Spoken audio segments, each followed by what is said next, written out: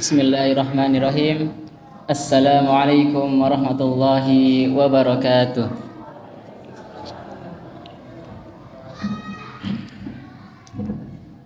Alhamdulillah hamdan katsiran kama amar fantahu amma naha anhu wa hadzal nashhadu an la ilaha illallahul wahidul qahhar wa nashhadu anna Muhammadan abduhu wa rasuluhu sayyidul abrar. Fasalawatullahi wa salamuhu alaihi wa ala alihi wa sahbihi wa man tabi'a hudahu ila yaumil ba'thi wan nusyur. Allahumma salli ala Muhammad wa ala ali Muhammad kama sallaita ala Ibrahim wa ala ali Ibrahim innaka Hamidum Majid. Allahumma barik ala Muhammad wa ala ali Muhammad kama barakta ala Ibrahim wa ala ali Ibrahim innaka Hamidum Majid. Fa inna asdaqal hadithi kitabullah wa khairal hadyi hadyu Muhammad sallallahu alaihi wasallam. Wa syarrul umuri muhdatsatuha wa kullu muhdatsatin bid'ah wa kullu bid'atin dhalalah wa kullu dhalalatin finnar. Amma ba'd. Pertama-tama marilah kita panjatkan puji syukur kita kepada Allah Subhanahu wa taala yang telah memberikan kita begitu banyak nikmat-nikmatnya. Mulai dari nikmat bernafas, yang mana jika kita tidak diberikan nikmat bernafas selama 1 jam saja, mungkin kita tidak bisa hidup. Apalagi 1 hari, mungkin kita tidak bisa hidup. Patut kita syukuri, alhamdulillah. Dan juga kita syukuri atas nikmat yang telah diberikan oleh Allah, nikmat yang paling besar, yaitu nikmat iman dan Islam. Yang mana dengan nikmat iman dan Islam inilah kita bisa berkumpul di majelis yang dimuliakan oleh Allah Subhanahu wa taala. Tanpa nikmat iman dan Islam, kita tidak akan mengenal Islam. Kita tidak akan mau untuk pergi ke masjid. Kita tidak akan mau untuk sholat berjamaah, apalagi sholat sendirian. Dan patut kita syukuri juga atas nikmat Allah yang telah diberikan kepada kita, yaitu nikmat kesempatan dan nikmat kesehatan. Yang mana nikmat kesempatan dan nikmat kesehatan ini adalah 2 nikmat yang sering dilalaikan oleh manusia. Sebagaimana sabda Nabi sallallahu alaihi wasallam, "Ni'matani maghbunun fihima katsirun minan nas, as-sihhatu wal faragh." Kata Nabi sallallahu alaihi wasallam, ada 2 nikmat yang sering dilalaikan oleh manusia, yaitu nikmat kesehatan dan nikmat kesempatan atau waktu luang. Dan alhamdulillah kita telah mendapati keduanya, sehat dan waktu luang atau kesempatan. Kita telah mendapatkan nikmat kesempatan dan nikmat kesehatan. Jika kita sakit, tidak sehat, akan tapi kita punya waktu luang, kita tidak akan mungkin bisa pergi ke majelis ini. Sebaliknya, jika kita mungkin sehat, akan tapi kita sibuk, tidak ada kesempatan, tidak punya waktu luang, maka tidak mungkin kita bisa pergi ke majelis ini. Tidak mungkin kita bisa berkumpul di majelis yang dimuliakan oleh Allah Subhanahu wa taala. Patut kita syukuri.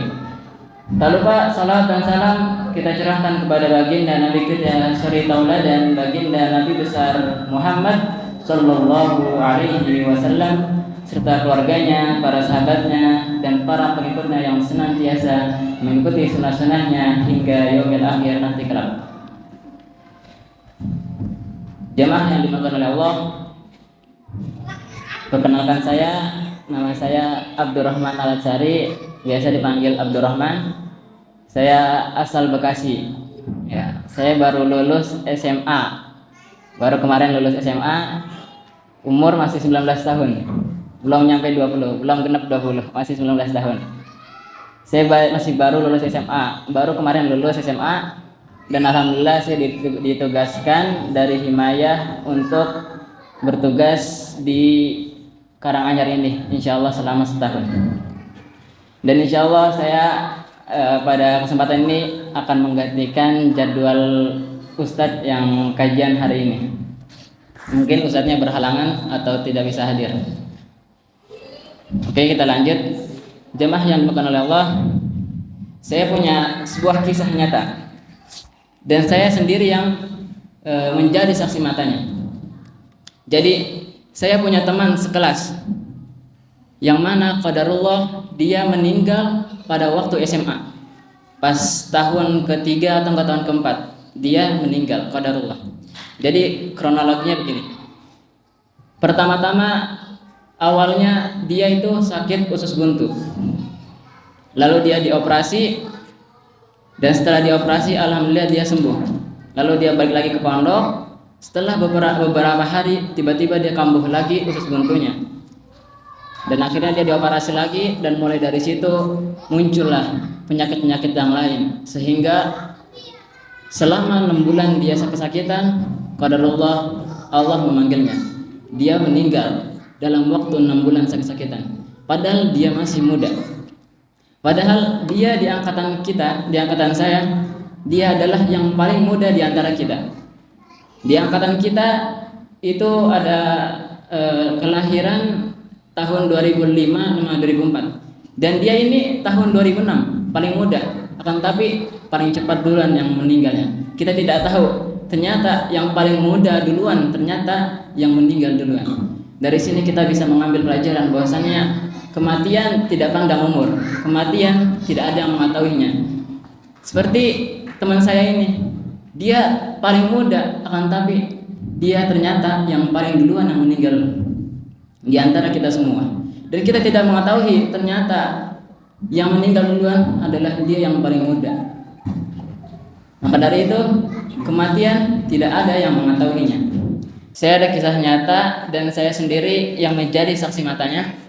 Saya ditugaskan dari pondok untuk berdakwah selama 1 bulan Ramadan di daerah Banjarnegara, tepatnya di Kali Tengah, Desa Gunung Tugul. Saya di sana berdakwah selama 1 Ramadan full. Dan dalam Ramadan itu kita ada acara setiap ba'da subuh itu ada kultum, dan setelah kultum itu ada hafalan surat ibu-ibu. Jadi saya membantu ibu-ibu untuk menghafal surat-surat. Jadi singkat cerita, pada pas pertengahan Ramadan ada ibu-ibu umur 50 tahunan. Qadarullah dia meninggal pas waktu menghafal, pas waktu pagi itu. Setelah kultum dia datang, qadarullah dia meninggal. Jadi ceritanya, dia datang dari rumah masih sehat, jalan ke masjid. Dia datang dari rumah ke masjid masih sehat, bugar.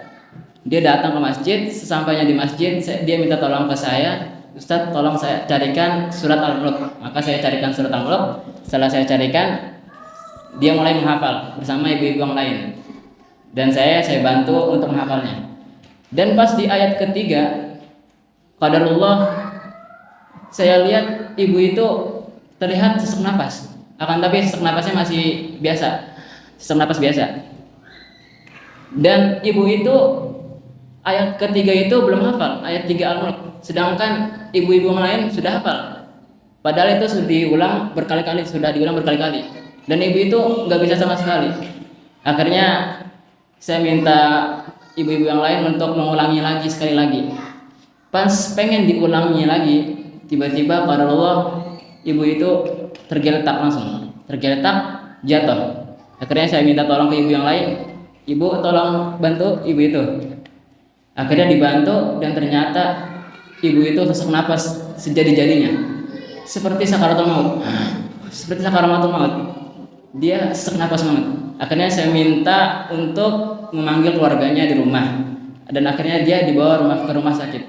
Dan pas di perjalanan ke rumah sakit, qadarullah dia meninggal dunia.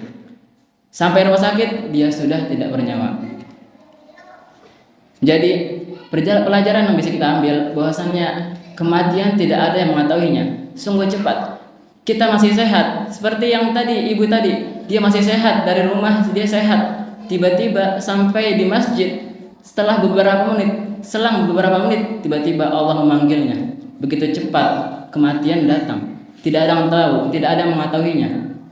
Dan kematian itu adalah suatu kepastian. Sebagaimana firman Allah Subhanahu wa taala, kullu nafsin dha'iqatul maut. Kata Allah Subhanahu wa taala, setiap yang bernyawa pasti akan merasakan kematian.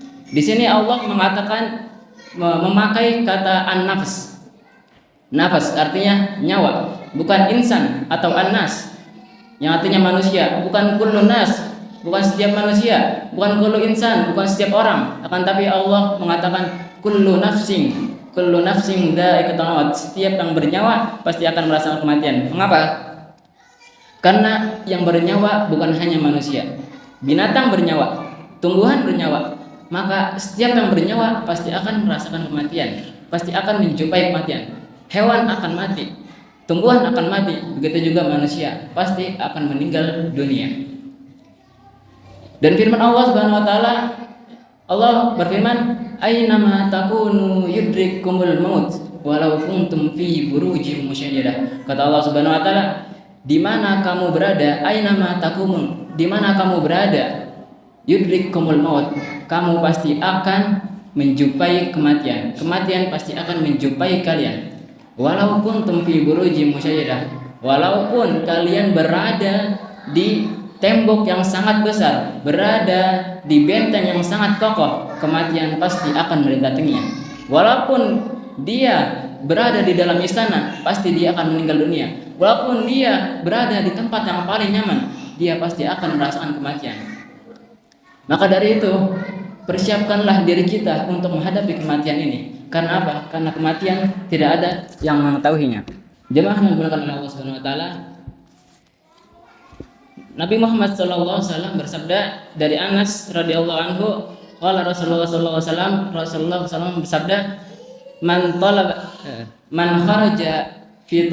kharaja min baitihi li talabil ilmi fa huwa fi sabilillah. Kata Allah Subhanahu wa taala, barang siapa yang keluar dari rumahnya untuk menuntut ilmu, untuk belajar Al-Qur'an, untuk bermajelis, untuk mengajar, untuk belajar, maka dia berada di jalan Allah hatta yarji, sampai dia pulang. Jadi seandainya jika seseorang dia keluar dari rumahnya lalu dia belajar, dia di pondok misalnya, ada di pondok, atau dia belajar, dia bermajelis, tiba-tiba datang kematian, maka apa? Maka dia mati, insyaallah dia mati syahid. Mengapa? Karena dia fi sabilillah, karena dia berada di jalan Allah Subhanahu wa taala. Maka dari itu, marilah kita untuk senantiasa belajar, terus belajar, talabul ilmi. Jangan bosan untuk bertalabul ilmi. Mengapa? Karena orang yang bertalabul ilmi, orang yang menuntut ilmu, orang yang mencari ilmu, dia selalu berada di jalan Allah Subhanahu wa taala.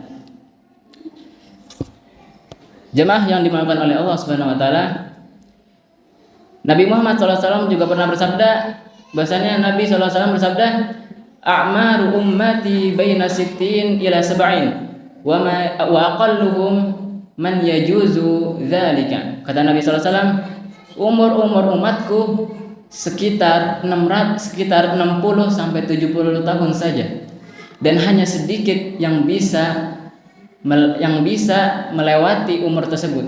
Jadi hanya sedikit orang yang bisa mencapai umur 80 tahun, mencapai umur lebih dari 70 tahun. Karena kata Nabi SAW, umur umatku hanya sekitar 60 sampai 70 tahun. Saya teringat dengan kisah Nabi Nuh alaihissalam, bahwasanya suatu ketika Nabi Nuh alaihissalam pernah bertemu dengan seorang ibu yang sedang menangis. Dia bertanya kepada ibu tersebut, "Wahai ibu, mengapa engkau menangis?" Lalu ibu itu menjawab, "Aku menangis karena aku menangisi karena anakku telah meninggal, padahal dia masih muda." Lalu Nabi Nuh berkata, "Berapa umur anakmu?" Lalu ibu itu menjawab, Umur anakku masih muda, masih 300 tahun. 300 tahun ini masih muda," kata ibu itu tersebut. Lalu kata Nabi Nuh alaihissalam, "Bagaimana pendapatmu jika ada umat yang umurnya hanya 60 tahun?"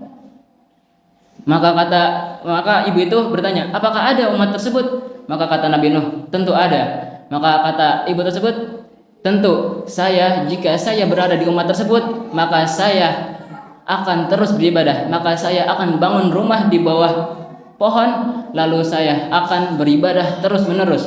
Karena apa? Karena umur tersebut sangat singkat. Jadi hanya umat Nabi Muhammad SAW hanya di akhir zaman ini adalah umat yang paling dikit umurnya. Sedangkan umat-umat dahulu umurnya panjang, ratusan tahun, 300 tahun. Nabi Nuh 1050 tahun dia hidup. Dia berdakwah 950 tahun, akan tapi dia hidup selama 1050 tahun, 1 abad lebih. Nabi-nabi yang lain juga berumur hidup panjang lebih dari umat Nabi Muhammad SAW. Maka dari itu, marilah kita introspeksi diri kita untuk senantiasa melakukan ibadah. Karena apa? Karena umur kita hanya singkat, 60 tahun saja. Kita introspeksi diri yang sudah berumur 30 tahun, yang sudah berumur 40 tahun. Coba kita bayangkan, kita hanya tinggal 20 tahun, 10 tahun atau 30 tahun. Mau kita apakan 30 tahun sisa ini?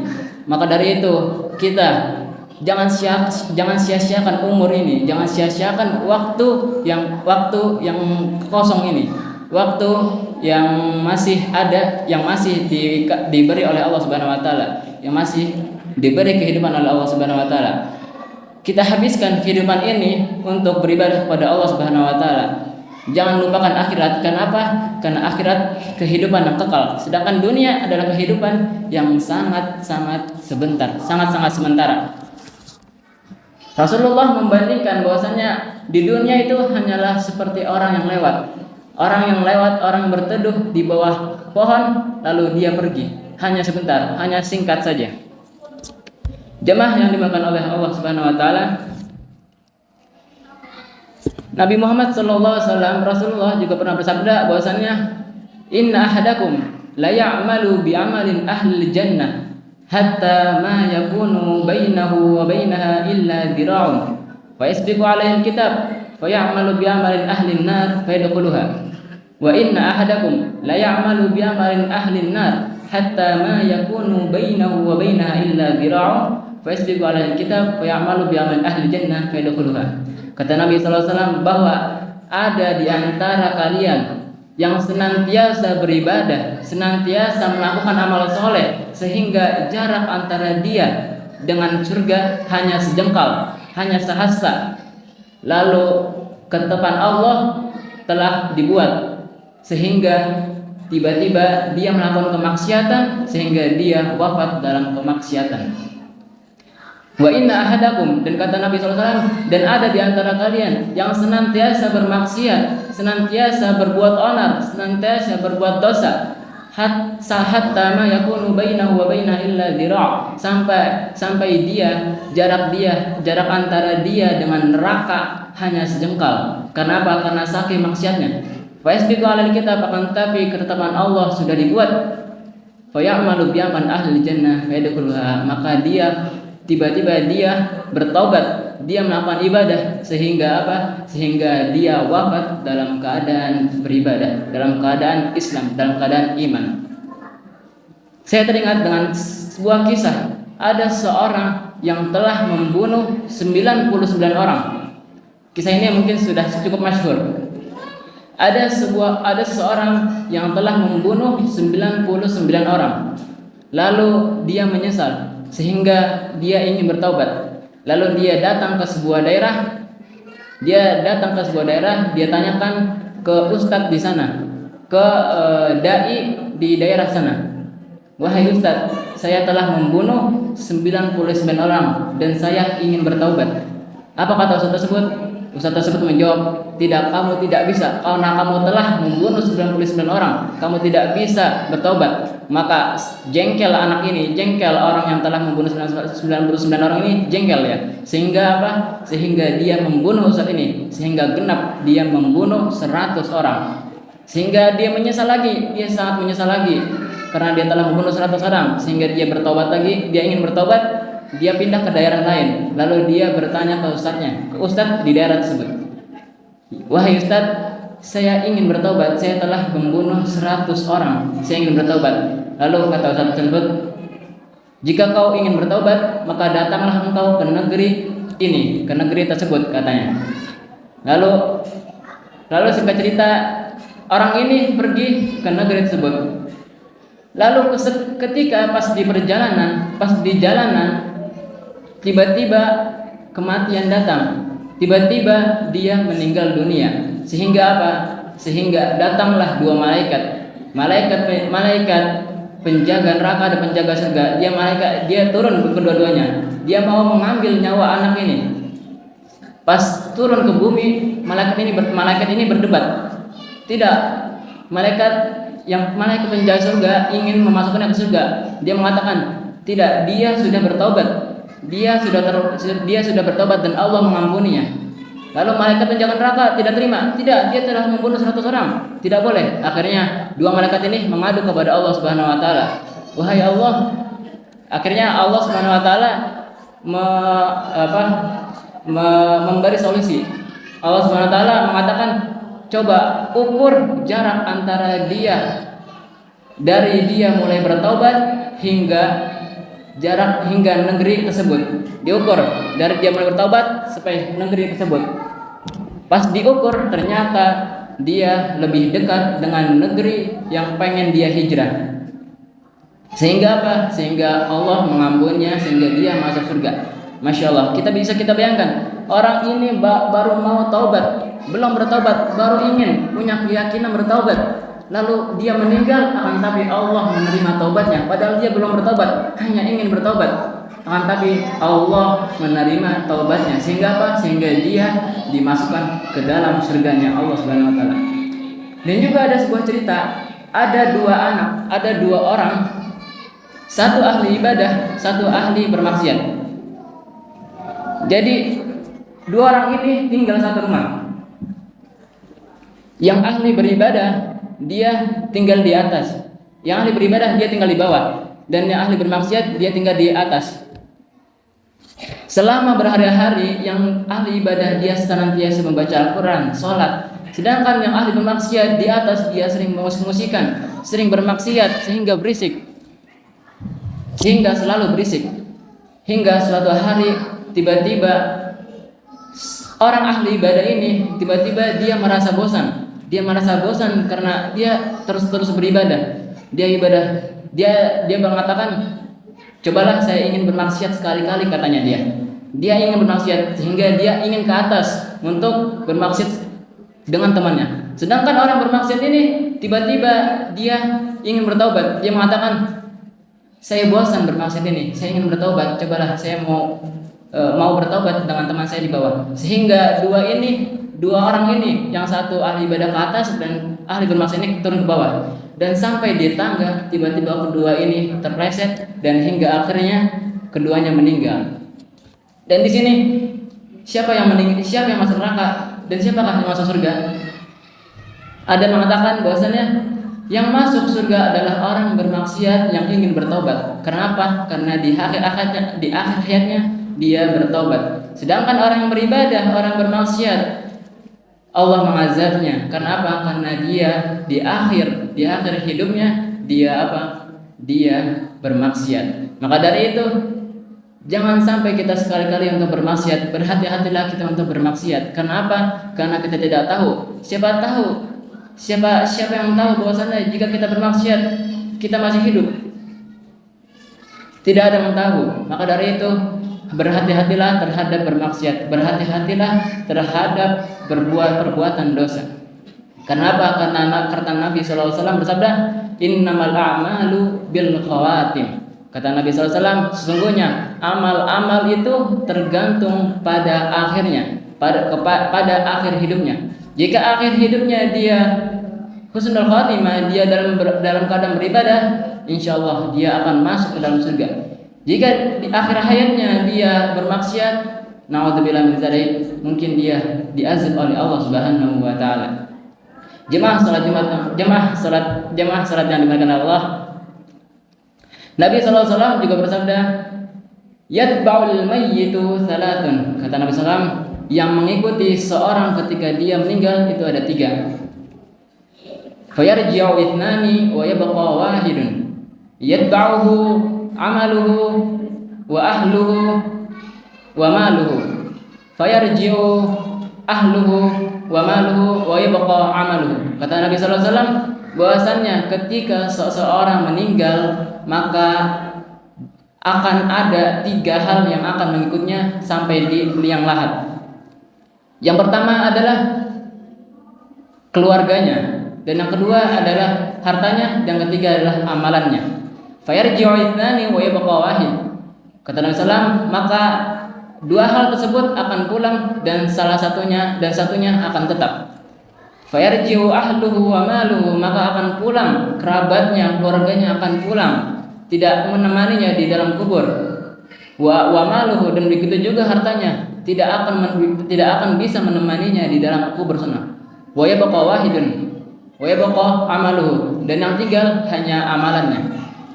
Jadi ketika seseorang meninggal, 3 hal akan mengikutinya: keluarganya, hartanya, dan amalannya.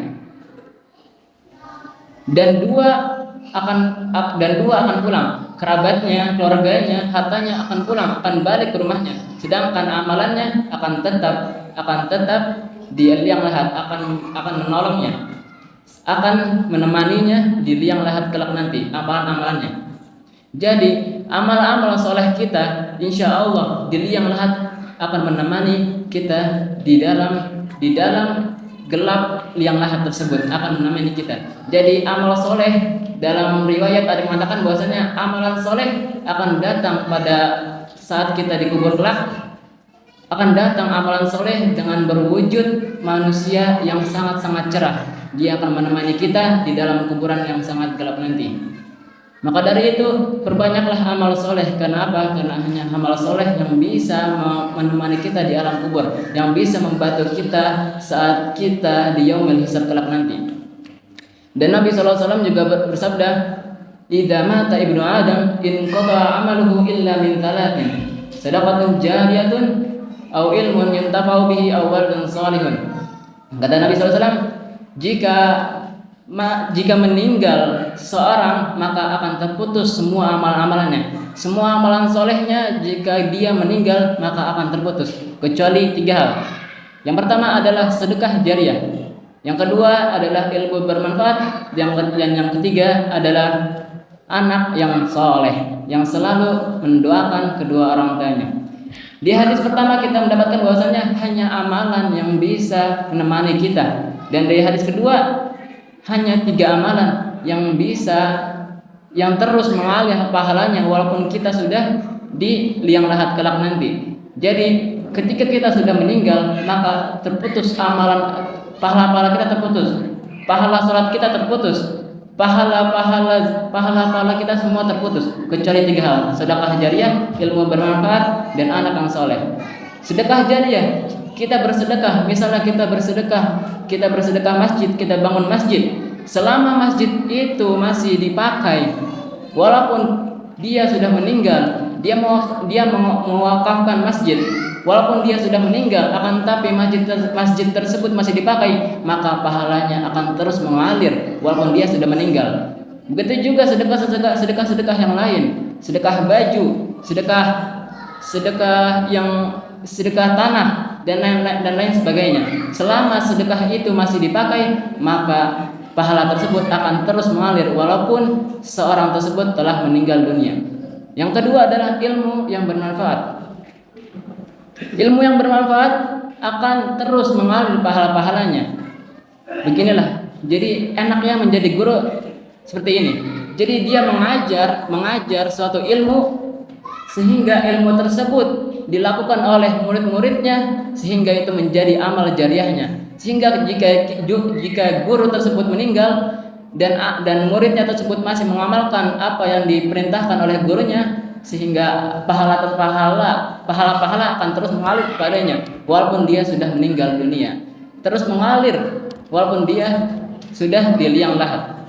Begitu juga anak yang soleh, anak yang senantiasa mendoakan kedua orang tuanya. Maka dari itu, jika mempunyai anak-anak, maka ajarkanlah anak kita menjadi anak yang soleh. Ajarkan anak kita untuk menjadi anak yang soleh, yang senantiasa mendoakan kedua orang tuanya, yang senantiasa belajar Al-Quran, yang senantiasa melakukan kebaikan-kebaikan, dan senantiasa berdoa ke orang tuanya, senantiasa berbakti kepada orang tuanya. Mendidik anak agar berbakti kepada orang tua, sehingga ketika sudah wafat kelak nanti anaknya terus mendoakannya, anaknya terus bersedekah atas nama orang tuanya, sehingga pahala tersebut akan terus mengalir. Bahkan di yaumul hisab kelak nanti ada ada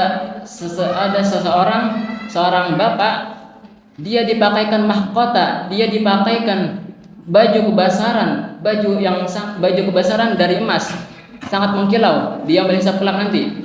Lalu bapak ini terheran, ya Allah, kenapa saya dipakaikan ini? Kenapa saya dipakaikan ke baju ini, baju emas ini? Kenapa saya dipakaikan mahkota ini? Lalu kata Allah Subhanahu wa taala, itu karena anakmu telah menghafal Al-Qur'an, anakmu telah menjaga Al-Qur'an. Maka dari itu, didiklah anak kita untuk bisa menghafal Al-Qur'an, untuk bisa menjaga Al-Qur'an, untuk senantiasa dekat dengan Al-Qur'an. Mengapa? Karena jika anak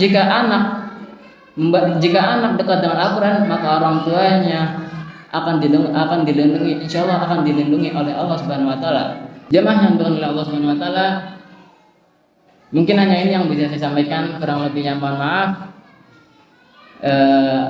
Jika ada kata-kata yang salah atau kata-kata yang tidak berkenan, mohon dimaafkan karena keterbatasannya saya, karena saya juga masih muda.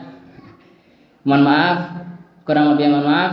Wabillahi taufiq wal hidayah, wallahu alam bisawab, wallahu muwaffiq ila aqwamit thoriq, nasrun minallahi wa fathun qarib. Akhir salam, wassalamu alaikum warahmatullahi wabarakatuh.